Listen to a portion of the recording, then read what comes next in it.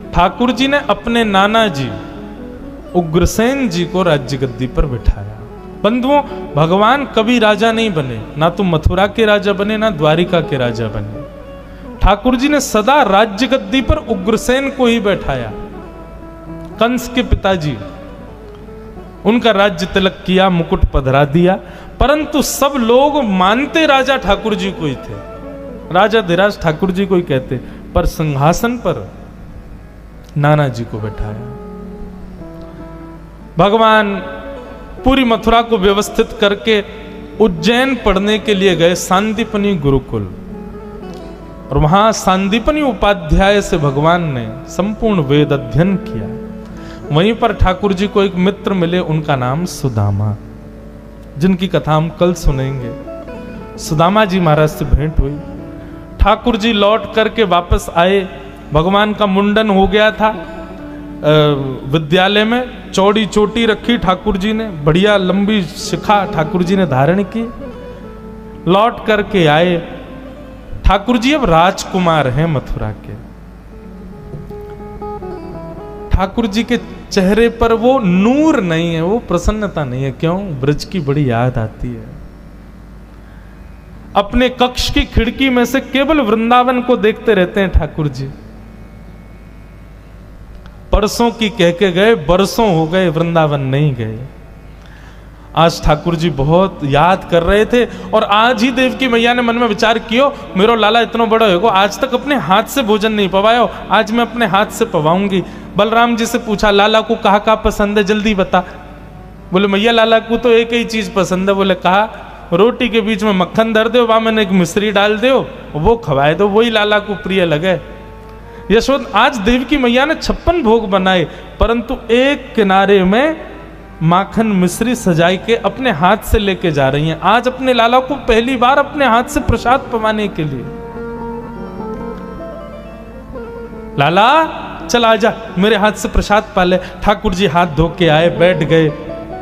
देवकी मैया को पूर्ण प्रेम देना चाह रहे हैं ठाकुर जी। देवकी मैया ने जैसे ही थाल सामने रखा, थाल में ठाकुर जी देख रहे हैं कौन कौन सी सब्जी बनी है। अच्छा मैया तेने बनाई? जैसे ही ठाकुर जी की दृष्टि पड़ी माखन पे, नेत्र बंद हो गए। यशोदा मैया की याद फिर आने लगी ठाकुर जी को, अश्रु गिरने लगे। देवकी मैया अपने हाथ में कवल लेके बैठी, बोले लाला मुंह खोल, खवाऊं तो को। ठाकुर जी इतने रोए, रो करके दौड़े और बलराम जी से जाकर के लिपट गए। बलराम जी भी रोने लगे, ठाकुर जी भी रोने लगे, देवकी मैया भी रोने लगी। वसुदेव जी से जाके बोली, देखो ना, समझाओ कृष्ण को, बहुत रोता है। तब वसुदेव जी ने कहा, हमारो इतना अधिकार ना है, हम तो जाने भी ना है कन्हैया को कहा अच्छो लगे कहा बुरो लगे। अगर कन्हैया को सखा उद्धव जाके समझाएगा तो शायद मान जाए। वसुदेव जी ने उद्धव जी से कहा, तुम कृष्ण को समझाओ ना, बहुत रोता है। उद्धव जी महाराज कौन है बंधुओं? बृहस्पति के शिष्य हैं, बुद्धि में बहुत प्रबल हैं, ज्ञानी नाम अग्रगण्यम, यदि कह दिया जाए तो कोई अतिशयोक्ति नहीं। वृष्णी नाम प्रवरो मंत्री कृष्णस्य दयितः सखा, शिष्यो बृहस्पतिर साक्षात उद्धवो बुद्धि सत्तमा। बहुत विद्वान है उद्धव जी। उद्धव जी गए, ठाकुर जी को कक्ष में लेके अंदर से किवाड़ बंद की। ये परब्रह्म है। पूरे विश्व को ठाकुर जी आप सिखाते हैं कि चीज से डी अटैच होना सीखो, व्यक्ति किसी चीज में आसक्ति मत रखो, किसी वस्तु से आसक्त मत हो। और ये परब्रह्म की दशा देख रहा हूं मैं, जिसकी भ्रगुटी पर तीनों लोग नाचते हैं, आज वो उन गंवार ब्रजवासियों के लिए रो रहा है।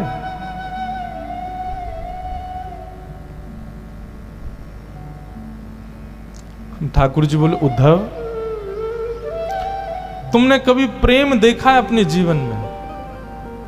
उद्धव बोले, अभी अवकाश नहीं मिला, पढ़ने से ही फुर्सत नहीं मिली, बृहस्पति के यहां इतने समय पढ़ता रहा, इन सब चीजों के लिए मुझ पर समय नहीं और ना मैं करना चाहता।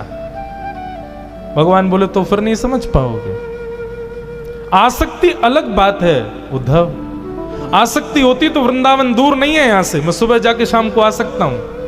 आसक्ति होती तो ब्रजवासियों के लिए भी मथुरा दूर नहीं है। वो दिन में 4 बार मुझसे मिलने आ सकते हैं। ये आसक्ति नहीं है, ये प्रेम है।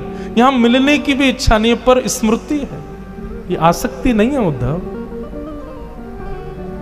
उद्धव बड़ी बड़ी बातें करने लगा तो भगवान बोले सुन इधर आ, तुम जाके ये सब जो मुझे समझा रहे हो ये ब्रजवासियों को समझा दोगे?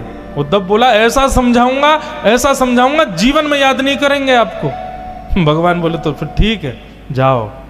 और सुन इधर आ, अपना मोर पंख निकाल के उद्धव के मुकुट में लगा दिया, अपना पटका उतार करके उद्धव को पहना दिया, और चंदन का इत्र जो ठाकुर जी लगाते हैं वो उद्धव को लगा दिया। अब जाओ। बोले ये सब क्यों? बोले क्योंकि इसके बगैर तुम गए ना तो ब्रजवासी तुझे देखेंगे भी नहीं। इसके साथ जा वृंदावन। उद्धव जी महाराज कह के गए। भगवान बोले कब आएगा उद्धव? बोले शाम तक आ जाऊंगा। वो ठीक है, मिलते हैं फिर शाम को।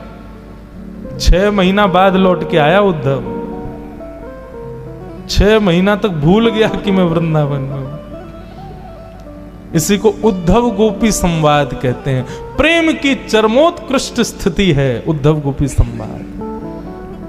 उद्धव जी वृंदावन गए। वृंदावन की स्थिति बंधुओं पता है क्या है?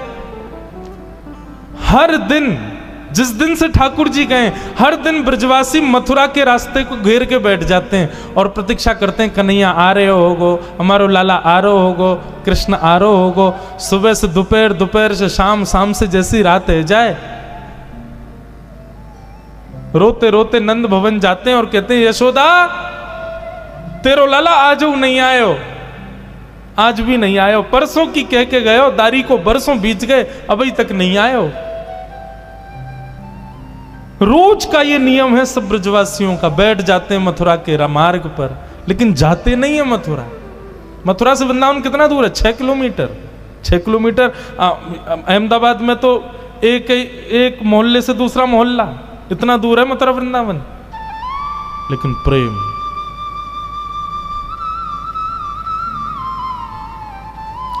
आज जैसे उद्धव जी का रथ आता दिखा, ओहो, रथ देखते ही मानो ब्रजवासियों के प्राण आ गए। सब दौड़ गए, बोले अरे लाला आगो, कन्हैया आगो, हमारो कन्हैया आगो, हमारो श्याम सुंदर आगो, हमारो मधुसूदन आगो। सब दौड़न लगे। बोले हम तो पहले ही जाके मिल लेंगे, लाला को गोदी में उठा लेंगे, लाला को हृदय से लगा लेंगे। ठाकुर जी का सबसे प्रिय मित्र मधुमंगल नेत्रों से आंसू गिर रहे हैं, मेरो कन्हैया आगो, मेरो लाला आगो। श्री दामा ठाकुर जी का दूसरा मित्र एक वृक्ष के नीचे थोड़ी दूर तो दौड़ा, फिर वृक्ष के नीचे बैठ गया। मधुमंगल बोलो अरे तू बैठ क्यों गयो? ठाकुर जी आ गए, हमारो लाला आ गयो, चलना जल्दी। श्री दामा बोलो मैं नहीं जाऊंगा यहाँ के पास, परसों की कह के गए, परसों बाद आ रहा है, आज यहाँ से बातें ही नहीं करूंगा। आंद या को या तो मिलनो ही ना है मोकू, या तो मना कर दियो मेरे पास नहीं आवे। मधुमंगल बोलो तू है जा नाराज, हम तो जा रहे हैं। श्री दामा को छोड़ सब दौड़ने लगे तो श्री दामा चुपके से देखता है सब ब्रजवासी दौड़ रहे हैं। अरे ये मुझसे पहले लाला को पकड़ लेंगे, मुंह से पहले स्पर्श कर लेंगे, मुंह से पहले गले लगा लेंगे, मुंह को वो सुख नहीं मिलेगा। श्री दामा दौड़न लगो। मधुमंगल बोलो अरे अब क्यों दौड़ रहे हो? तू तो मना कर रहा हो ना, नहीं मिलेगा लाला से, फिर क्यों आ गए हो? श्री दामा बोलो अरे मधुमंगल नाराज बाद में है जाऊंगा, पहले लाला को हृदय से तो लगा लो। इतनी पीड़ा, इतनी वेदना सही है बरसों तक हमने, आज लाला को अंक में तो भर लूं, एक बार गले लगा के फिर रूठ के चलो जाऊंगा, फिर नहीं मिलूंगा ऐसे। रथ बीच रास्ते में ही घेर लिया सब ब्रजवासियों ने। रथ का पर्दा हटा करके जैसे ही उद्धव जी बाहर आए, ब्रजवासियों ने उद्धव को देखा ही नहीं। ब्रजवासी सब अभी भी रथ के अंदर ही झांक रहे थे कि पर्दे के अभी ये कोई सेनापति आया है, कृष्ण अभी भीतर बैठे होंगे। सब उचक उचक के देख रहे थे। उद्धव जी बोले जय श्री कृष्ण। मधुमंगल श्री राम बोले हाँ भैया जय श्री कृष्ण, किनारे हटना तू, जल्दी खोल, लाला को बुला बाहर। उद्धव बोले और कोई नहीं है रथ में, मैं ही आया हूं, मैं कृष्ण का सखा हूं, मेरा नाम उद्धव है। श्री कृष्ण आप सबको बहुत स्मरण करते हैं, इसलिए उन्होंने मेरे द्वारा आप सबके लिए पत्र भेजा, स्मृति पत्र भेजा। जैसे ही ब्रजवासियों ने सुना स्मृति पत्र भेजा है,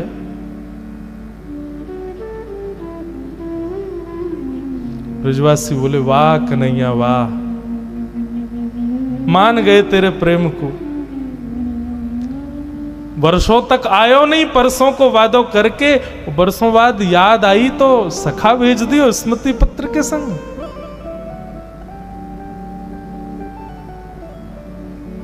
लेकिन अब किससे कहें, उद्धव से क्या कहें ब्रजवासी? मानो मधुमंगल श्रीदामा तो वहीं बैठ गए। उद्धव ने कहा क्षमा करें पर मुझे शीघ्रता है, आप ये बताएंगे कि नंदरानी यशोदा का घर कहां है? मधुमंगल बोला नदी दिख रही है, इसके किनारे किनारे चले जाओ, उस नदी का जहां उद्गम है ना वही है नंदरानी यशोदा का घर। बोले नदी का उद्गम घर से? नदी तो पहाड़ों से आती है, घर से कौन सी नदी आती है? मधुमंगल बोला तुम नहीं समझोगे। रोज कृष्ण विरह में ब्रज की गोपियां नंदरानी यशोदा आपस में मिलजुल करके कन्हैया की लीलाओं का चिंतन करती हैं, रुदन करती हैं। वर्षों से रो रही उन गोपियों के नेत्रों के अश्रु नदी बन के बह रहे हैं। उद्धव जाओ, इसका उद्गम जाए वही नंद भवन। उद्धव को पहला झटका तो वहीं लगा। उद्धव के विचार में भी नहीं था ऐसा प्रेम होगा ब्रजवासियों का।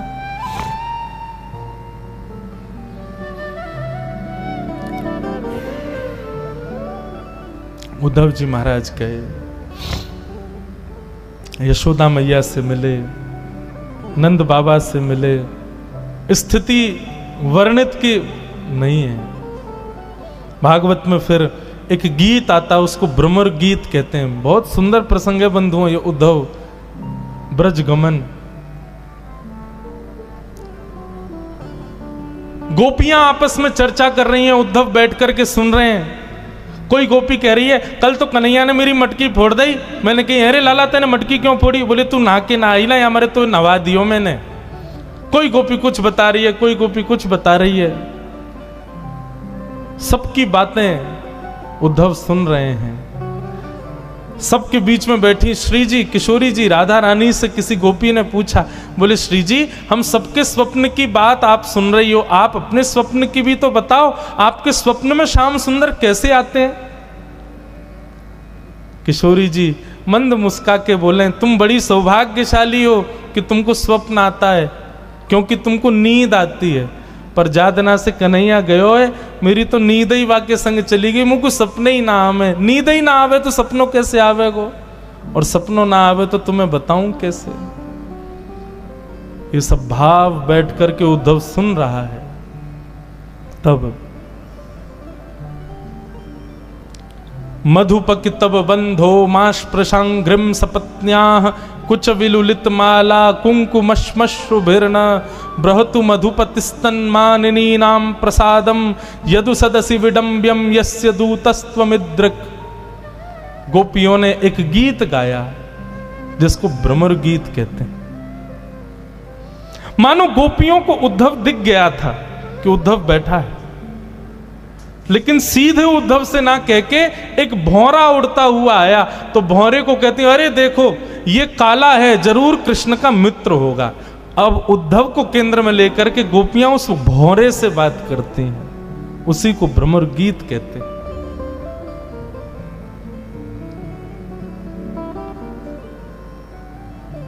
उद्धव जी महाराज गोपियों के चरणों में बैठ करके उनकी प्रेम की चर्चाएं सुन रहे हैं। सुनते सुनते सुनते सुनते 6 महीने बीत गए उद्धव जी को वृंदावन में। और 6 महीने बाद जब स्थिति ये हो गई कि उद्धव जी स्वयं को भी गोपी मानने लगे, स्वयं भी कृष्ण विरह में रुदन करने लगे, स्वयं भी कृष्ण विरह आतुर होकर के गलियों में विचरण करने लगे, तब उद्धव जी को याद आया कि अरे मैं गोपी नहीं हूं, मैं उद्धव हूं। दौड़े मथुरा की ओर। भगवान के कक्ष में पहुंच गए, हाथ पकड़ लिया। उद्धव जी की दशा बिल्कुल बिगड़ चुकी थी। उद्धव जी ने हाथ पकड़ा, बोले चलो मेरे साथ। भगवान बोले उद्धव तुम तो शाम को आ रहा था भाई, 6 महीना बाद लौट के आया है, क्या हुआ? ब्रज में सब ठीक है ना? तू तो कह रहा था ब्रजवासियों को बड़ी शिक्षा दे के आऊंगा, भूल जाएंगे आपको, ऐसा ऐसा बड़ी बड़ी बातें, क्या रहेगा, कहां गया सब? उद्धव घुटनों पे गिर गया, रोने लगा, बोले नाथ क्षमा कर दो, मैंने ज्ञान से श्रेष्ठ कभी किसी को नहीं माना, पर आज मैंने समझा कि जीवन का उद्देश्य तो ये प्रेम है जो ब्रजवासी आपसे करते हैं नाथ। मैं आपसे हाथ जोड़ के प्रार्थना करता हूं, भीख मांगता हूं, मुझे बस एक बात दे दो, एक वचन दे दो। ठाकुर जी बोले क्या चाहिए बता? आप ब्रज से बाहर मत जाओ, नहीं है जरूरत महाभारत युद्ध की, नहीं है जरूरत गीता ज्ञान की, आप कहीं मत जाओ, आप ब्रज में रहो।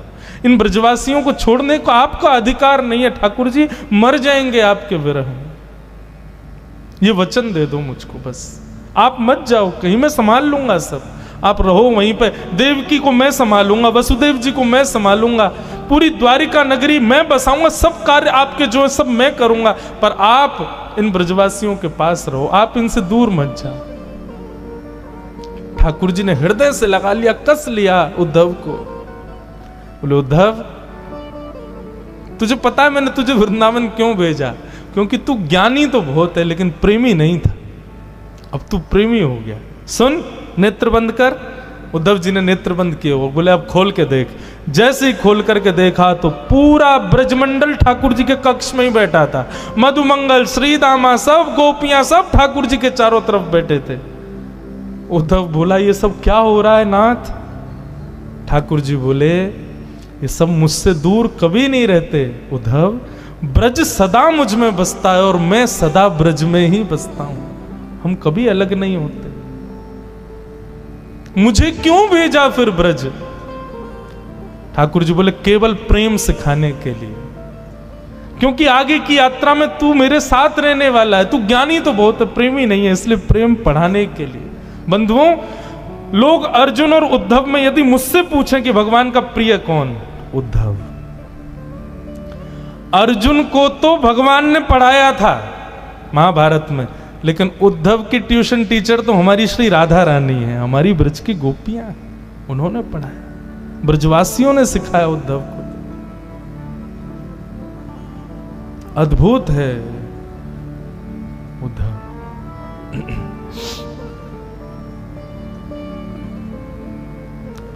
उद्धव, पता है आपको भागवत में भगवान क्या कहते हैं?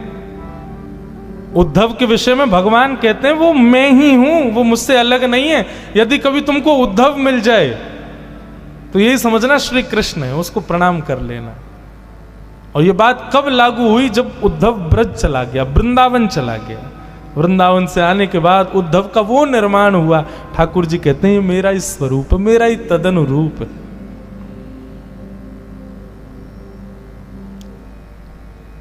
उद्धव जी महाराज यमुना जी के तट पर गए और अपना आंचल अपने वस्त्र के पल्लू को फैला करके उद्धव जी महाराज विधाता से कहते हैं कि शाम हो चरण रेणुज श्याम हम श्याम, वृंदावने किमपि गुलमलतोषधीणा। हे विधाता, आप पूरी सृष्टि को बनाते हो, आप सबके कर्म के अनुसार उसको दूसरा जन्म देते हो। ये उद्धव आपसे प्रार्थना करना चाहता है, मेरे सत्कर्मों के फलीभूत यदि आप मुझे पुनर्जन्म देना चाहते हो, मेरी एक ही इच्छा है, मेरा जप, नियम, तप, साधन, भजन, सबसे मुझे एक ही वरदान चाहिए कि मुझे अगला जन्म इस वृंदावन में देना। और एक और बात, मुझे मानव मत बनाना, एक वृक्ष बनाना। और वो वृक्ष भी कोई बहुत वृहद बड़ा नहीं, छोटा सा कोई पौधा मुझे बना देना, ताकि जब जब भी हवा चले इन ब्रजवासियों की, इन प्रेमी गोपिकाओं की चरण रज उड़ उड़ करके मुझे सनाती रहे, मैं सदा उस ब्रजरज में तल्लीन रहूं नाथ, बस यही मेरी प्रार्थना है। ये स्थिति उद्धव की।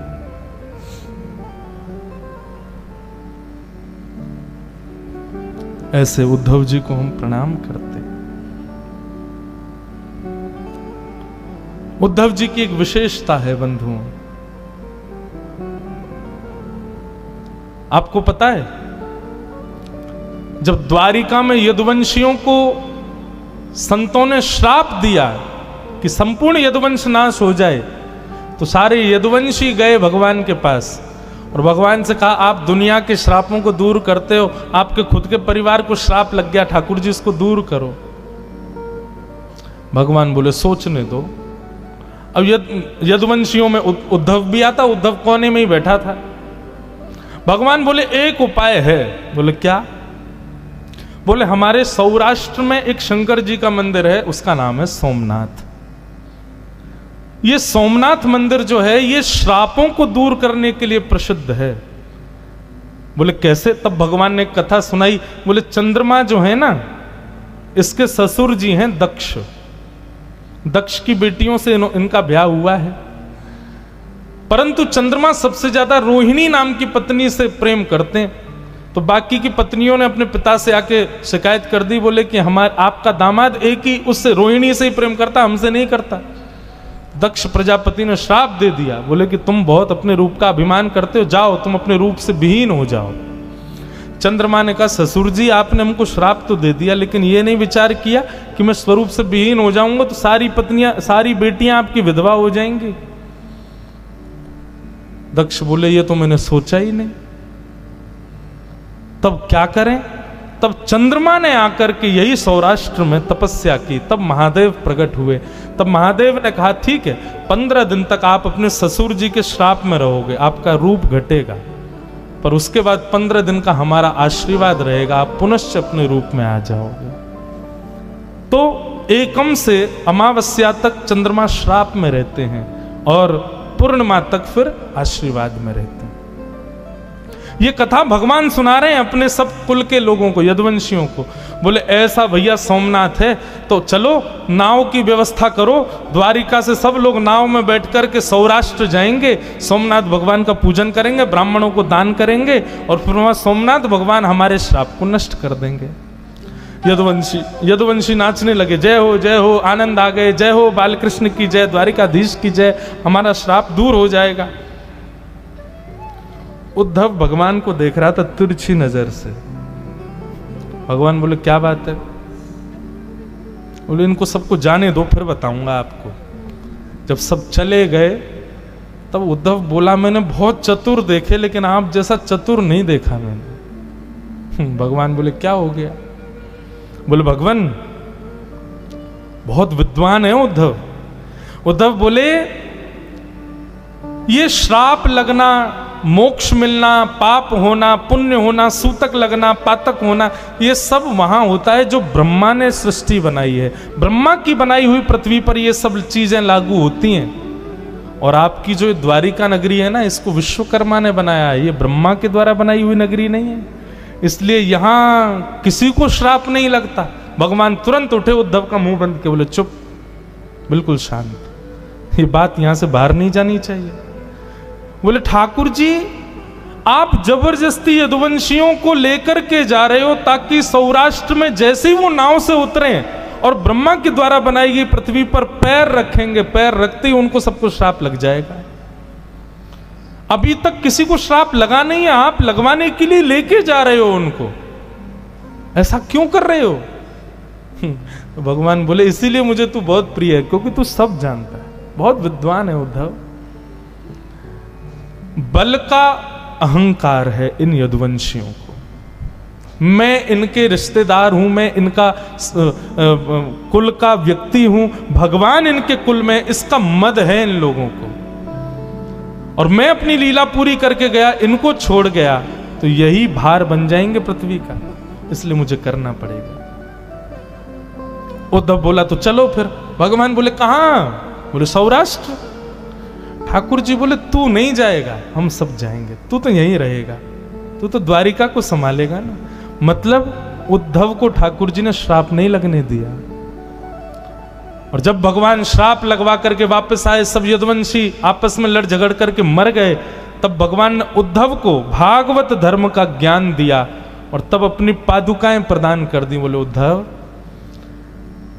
तुम मेरे सबसे प्रिय हो, इसलिए मैं तुमको बहुत बड़ी जिम्मेवारी दे रहा हूं।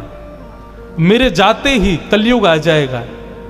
भक्ति के प्रचार के लिए अब तुम बद्रीनाथ जाओ और बद्रीनाथ में नारद जी को भेज करके वेद व्यास जी से श्रीमद् भागवत की रचना करवाना, ताकि कलयुग में मानव कल्याण हो सके। यह है उद्धव, सामान्य नहीं। ऐसे उद्धव जी को हम प्रणाम करते हैं। आज बहुत दिन बाद, बहुत वर्षों बाद मैंने उद्धव गोपी संवाद केवल छुआ है, पता नहीं क्यों, बस छुआ है आज। प्रणाम।